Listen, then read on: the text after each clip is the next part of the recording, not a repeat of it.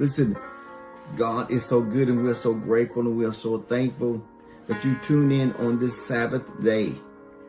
It is the last Saturday, the last Sabbath in this month, and we're so grateful that God, our Father, has blessed us to see almost an entire year on the Gregorian calendar.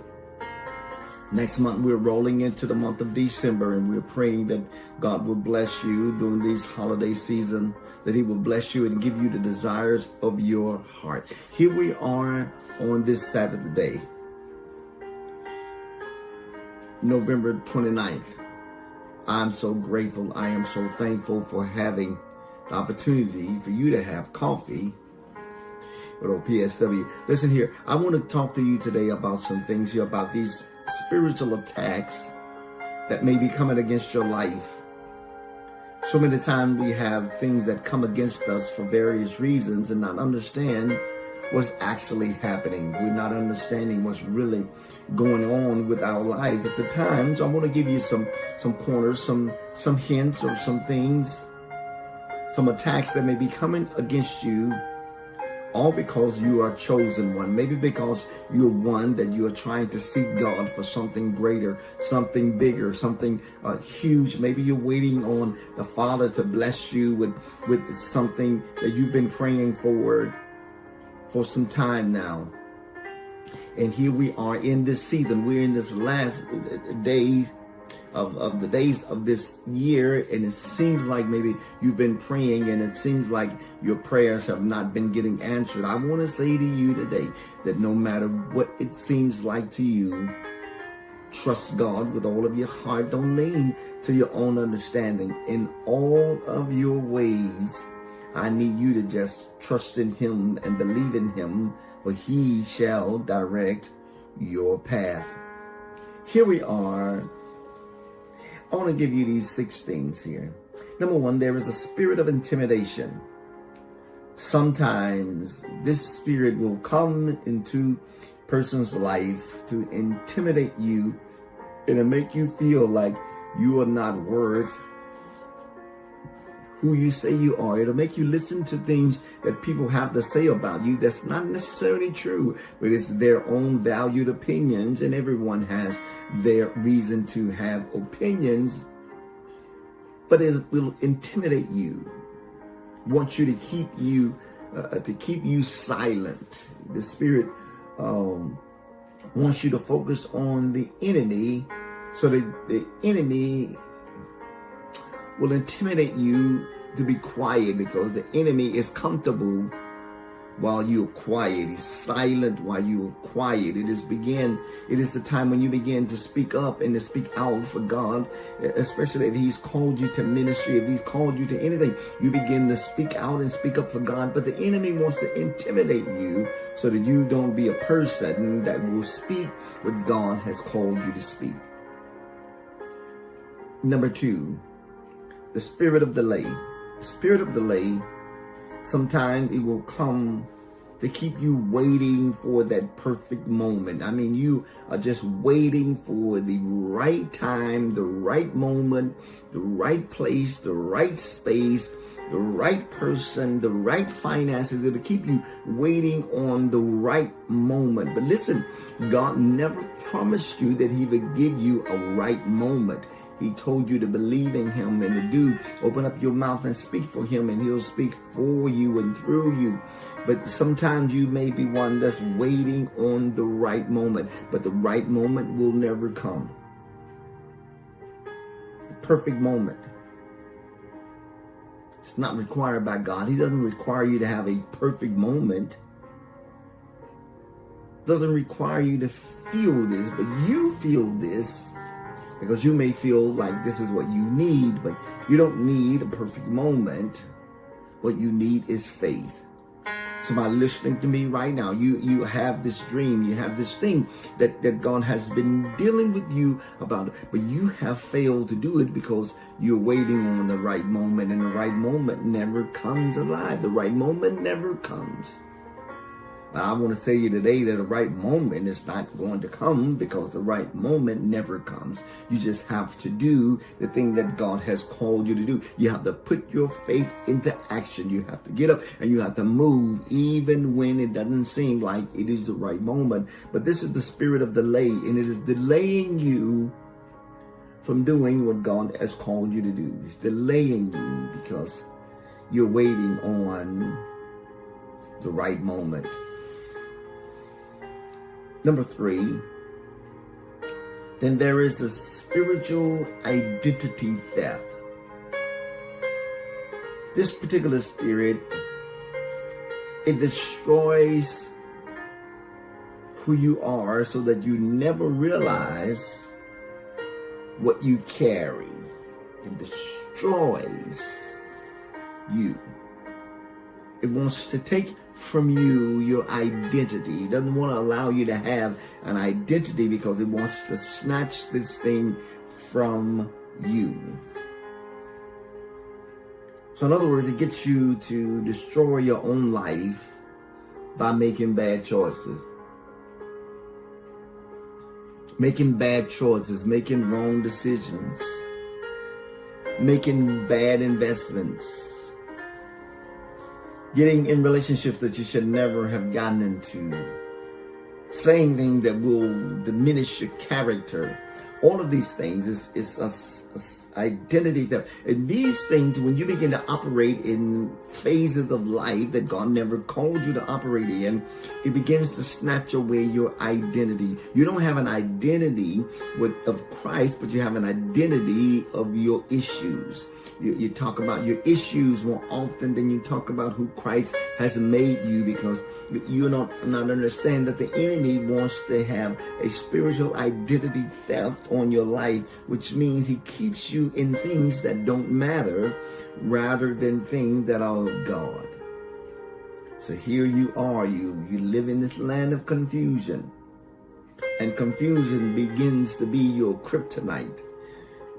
You have this, it's killing you. It's killing you softly. This confusion is boggling you down and getting you mixed up with the cares of this life, all because you're not understanding that this spirit of a spiritual identity theft is come to take you away from who you really are. The Bible tells us this in 2 Corinthians 5:17. He says this: therefore, if any man will be in Christ, that man is a brand new creature. All things are passed away, and behold, all things have now become new. But he doesn't want you to come into the newness of who you are. So he entangles you with who you once was. And because you're entangled in who you once was, you never get an opportunity to show the world the real you. That you never get a chance to allow them to see who you really are, because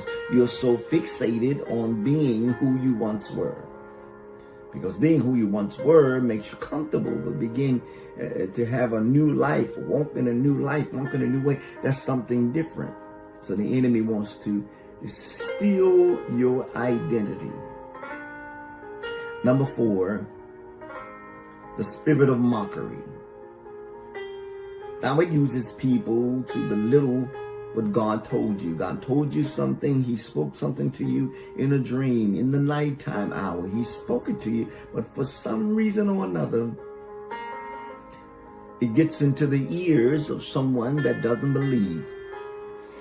And because this person doesn't believe, you're now in a space, you're now in a time where you're too intimidated to say what you need to say. You're afraid to speak what God has called you, because the spirit of mockery comes, and Satan, he knows that if he can embarrass you, he can erase you. He knows this. So he wants to embarrass you. He wants to mock you and have all types of people to say things that will intimidate you from speaking what God has really called you, even so far as to you have a gift, but you're intimidated, you're mocked, you're delaying this thing because The gift that He has given you, you're not comfortable with it yet. You're not quite comfortable with it yet. And even though you're not comfortable with it yet, you also find yourself in a space and in a place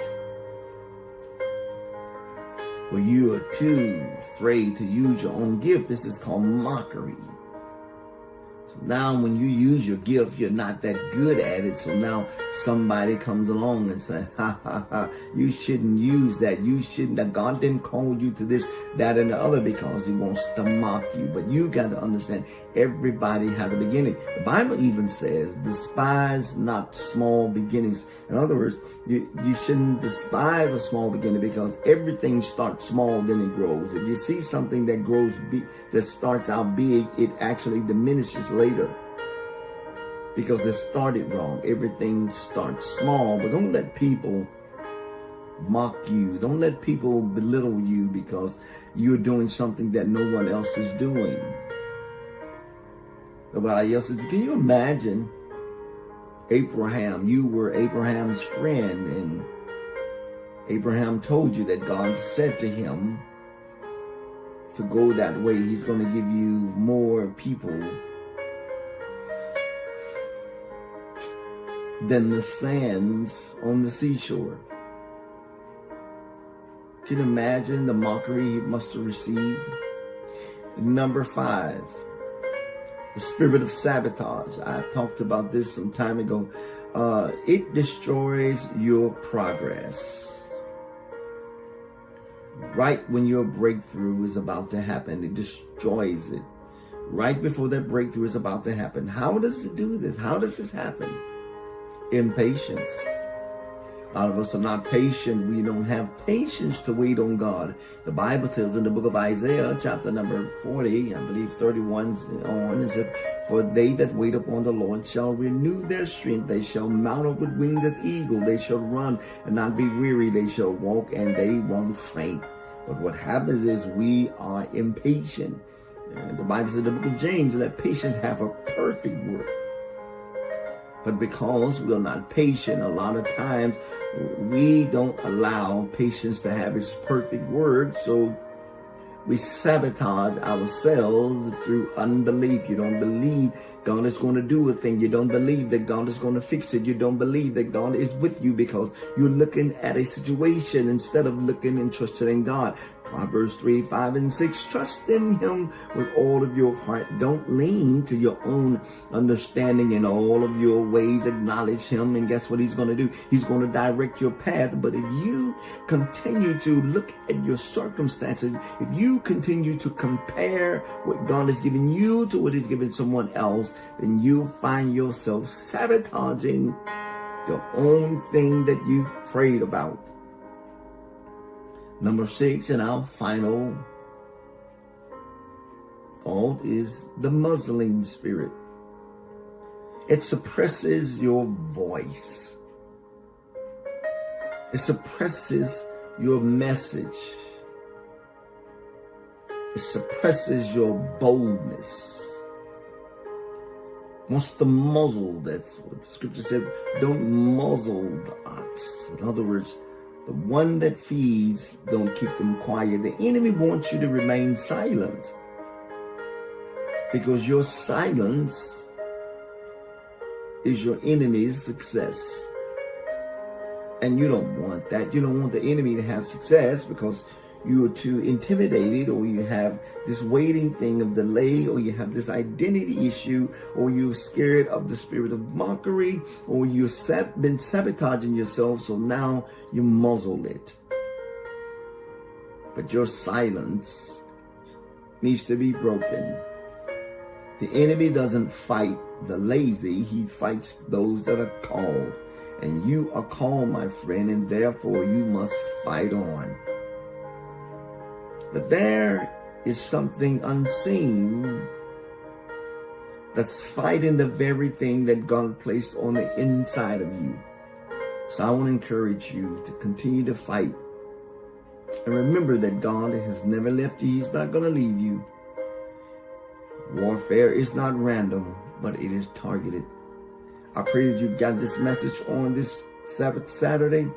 Thank you for listening to Coffee with PSW. Now make sure you join me the same time every single week here on Kingdom Purpose Network.